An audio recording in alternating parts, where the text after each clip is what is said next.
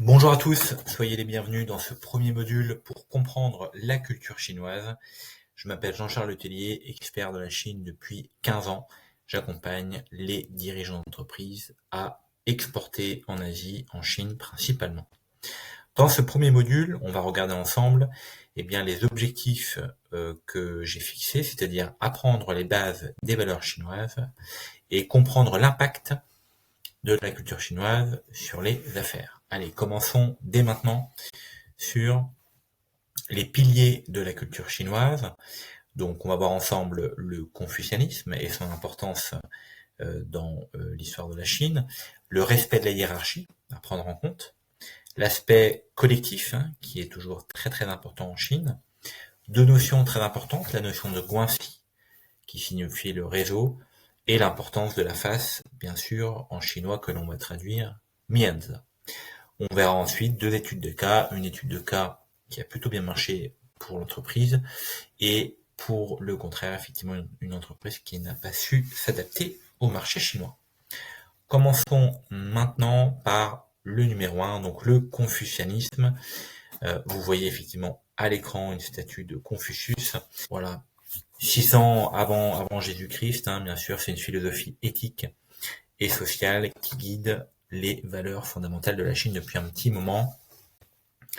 Donc je vous ai mis 3 caractères chinois qui caractérisent effectivement le confucianisme. Donc le caractère premier c'est Zhen, la bienveillance et l'humanité. Le deuxième Li, donc tout ce qui est rite et courtoisie pour maintenir l'harmonie sociale. Et le troisième caractère Xiao, qui est le respect des aînés, la piété filiale. Donc, dans les affaires, cela se traduit par une importance cruciale accordée à la relation de confiance, donc c'est le terme de guanxi qu'on va voir un petit peu plus tard, et à la loyauté envers les partenaires. Donc, la citation que j'aime bien, c'est de Confucius qui dit « Celui qui respecte les rites n'ira pas à l'encontre de la société ». Donc ça, c'est quelque chose d'important à retenir. Le deuxième aspect, c'est vraiment le respect de la hiérarchie. La hiérarchie joue un rôle central dans la culture chinoise. Elle est souvent dictée par l'âge, le statut ou le rôle social, et elle influence fortement les interactions.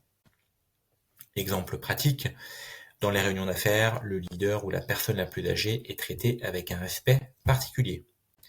L'approbation des décisions est souvent attendue des figures d'autorité. Pour réussir en Chine, il est crucial de respecter ces codes, car ne pas les suivre peut être perçu comme un manque de respect ou parfois de l'arrogance. Une autre citation que j'aime bien d'un proverbe chinois qui dit « Celui qui connaît sa place trouve l'harmonie dans ses relations ».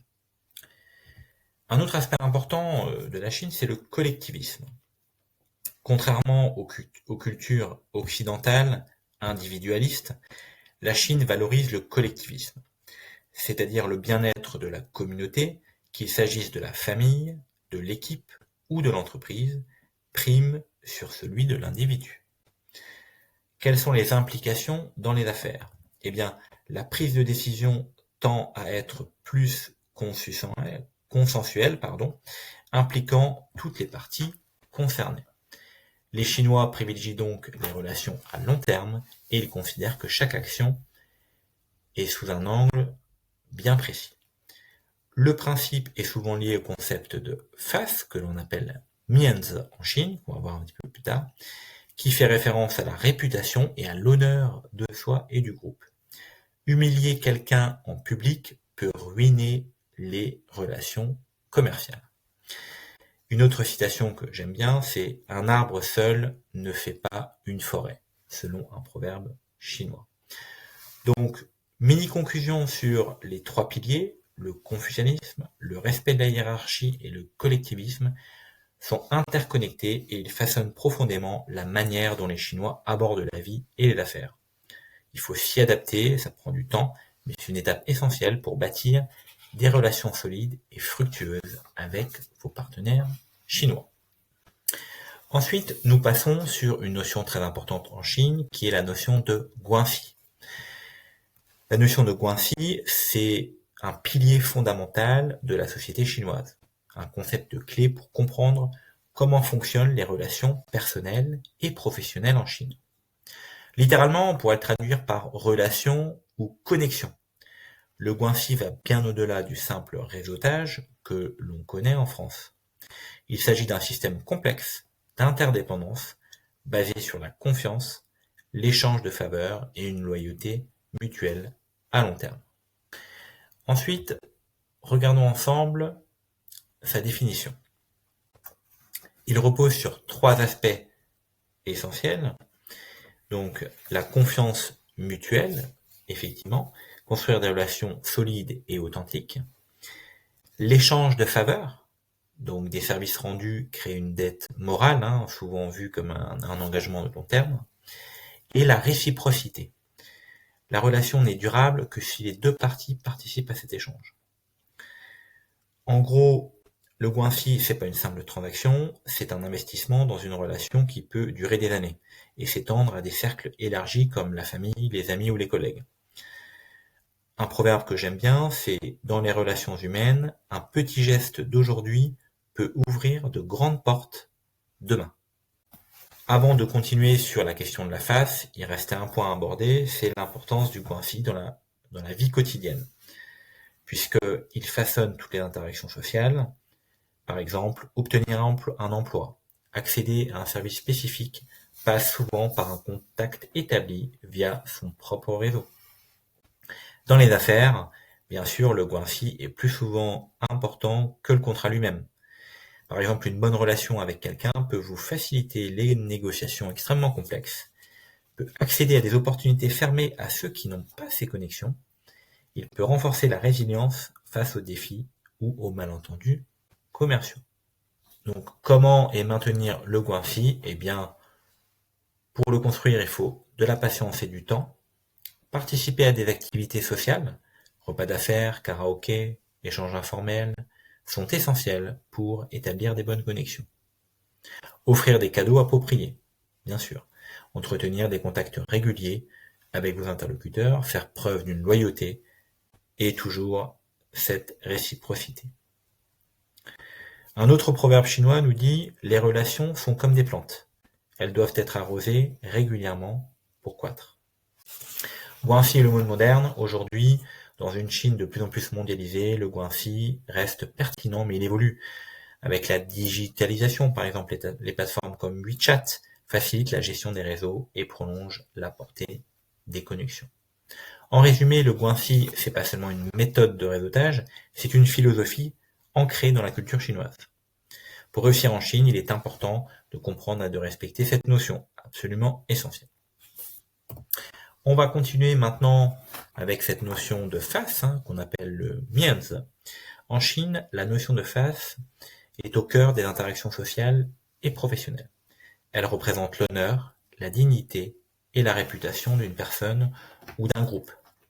Préserver la face de quelqu'un, c'est une priorité culturelle fondamentale en Chine. Ne pas comprendre ou respecter ce concept peut rapidement ruiner une relation ou une négociation. Qu'est-ce que le mianzi? C'est une combinaison de respect social, de statut et d'image publique. En réalité, il y a deux facettes principales du mianzi. On va revenir ici. La première, c'est garder la face, on va dire en chinois bao hu mianzi, donc maintenir la dignité et son honneur dans une situation donnée. Et le deuxième, c'est donner la face, donc ge mianzi, donner la face, c'est accorder du respect et de la reconnaissance pour d'autres personnes. Une citation que j'adore, bien sûr, d'un proverbe chinois qui nous dit « La face est plus précieuse que l'or ». Dans la vie quotidienne, la face détermine souvent la manière dont les gens se comportent et interagissent. Les Chinois évitent les confrontations directes pour préserver la face des deux parties. Dans les affaires, le succès d'une négociation repose souvent sur la capacité à préserver et à renforcer la face de votre interlocuteur. Si vous faites perdre la face à quelqu'un, surtout en public, et je l'ai fait, cela peut entraîner des conséquences graves telles que la rupture immédiate des relations. J'ai malheureusement subi cette erreur quand j'étais un peu plus jeune et je ne la referai plus jamais. Exemple concret, lors d'une réunion d'affaires, critiquer ouvertement une idée ou une décision d'un partenaire chinois pourrait être perçu comme une attaque personnelle, même si ce n'est pas votre intention, bien sûr. Donc, quelques stratégies pour préserver la face: éviter les confrontations directes, utiliser un langage diplomatique, respecter les codes sociaux. Pour donner de la face, reconnaître les réussites, impliquer les décideurs, accorder de l'importance. Un autre proverbe chinois nous dit « Donner de la face est un cadeau qui ne coûte rien ». Donc, le concept de face en Chine est central, mais il évolue forcément avec le temps. Dans les entreprises modernes, il reste très important, mais les pratiques occidentales, telles que la transparence et la gestion directe des conflits, influencent les milieux professionnels. Dans les relations internationales, les partenaires étrangers doivent trouver un équilibre entre respecter la face et appliquer leurs propres normes. En conclusion, la face n'est pas simplement une question d'ego, mais c'est une composante essentielle des relations humaines en Chine. Pour réussir dans ce contexte, il est bien sûr crucial de comprendre cette relation et de la tester, bien évidemment. Ensuite, on va regarder ensemble des études de cas, une étude de cas d'Amazon, une grande société que tout le monde connaît de e-commerce, qui n'a pas réussi justement à s'implanter en Chine. Pourquoi? En fait, le premier échec d'Amazon en Chine, c'est que à l'époque, la société de l'homme le plus riche du monde a pénétré le marché chinois en son principal concurrent en 2004, ça remonte un peu. Mais cependant, Amazon n'a pas réussi à conquérir le marché chinois parce que après 15 ans de tentatives pour pénétrer sur ce marché, Amazon n'a atteint qu'une seule part de marché de moins de 1%. Donc en réalité, en 2019, l'entreprise a dû annoncer qu'elle quitterait le marché chinois pour plusieurs raisons. La première, c'est que la critique la plus sévère concernant Amazon, c'est qu'elle est liée à la main-d'œuvre chinoise. Il est dit que Amazon n'a pas su exploiter la main-d'œuvre suffisamment pour obtenir les résultats nécessaires. Les méthodes plus organisées d'Amazon pour utiliser les main-d'œuvre dans leur chaîne d'appro ne pouvaient pas rivaliser avec les méthodes moins organisées, mais moins chères, de leurs concurrents locaux. Une autre critique, d'Amazon, c'est leur manque de compréhension du marketing destiné aux consommateurs chinois. Le design du site web était bien trop épuré, ce qui ne répondait pas aux besoins des consommateurs chinois. Un autre facteur, et peut-être plus important, c'est le fait qu'Amazon a perdu face à ses concurrents en matière de logistique, dans leur chaîne d'approvisionnement. Les concurrents locaux offraient la livraison le lendemain et des frais de port gratuits, alors que Amazon refusait de le faire. Donc ça, c'est l'exemple d'une société qui n'a pas réussi en Chine, avec effectivement faiblesse logistique, comme on l'a vu tout à l'heure. Par contre, un cas effectivement qui a bien marché en Chine, c'est l'entreprise KFC, l'entreprise bien sûr de fast-food que tout le monde connaît. Et bien là, l'un des secrets derrière le succès de KFC, ça réside dans la capacité à adapter son activité aux différents pays et aux différentes cultures. Donc concrètement, cela signifie que l'entreprise standardise certains éléments critiques de son image de marque et de ses opérations. Elle adopte une stratégie hybride qui permet aux entreprises de tirer parti des avantages de ces approches. La Chine est si vaste, si diverse, qu'il existe des différences significatives dans les sous-cultures au sein même du pays. Différentes régions de Chine possèdent des variables locales qui peuvent être uniques. KFC a réussi là où des concurrents comme McDonald's ont eu du mal, notamment en adaptant ses menus aux goûts locaux, en sélectionnant des emplacements stratégiques et en utilisant son avantage de premier arrivé pour s'établir solidement sur le marché chinois. KFC est entré en Chine en 87 par le biais d'une co-entreprise avec deux partenaires locaux.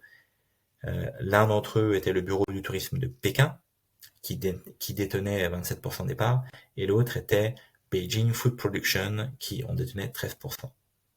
Et donc, les 60% restants étaient sous le contrôle de KFC. À cette époque, la réglementation gouvernementale sur la propriété étrangère en Chine était très stricte. L'entreprise n'avait pas le choix que de s'associer avec des entités locales. Cependant, le partenariat de KFC a permis de bénéficier de nombreuses connexions.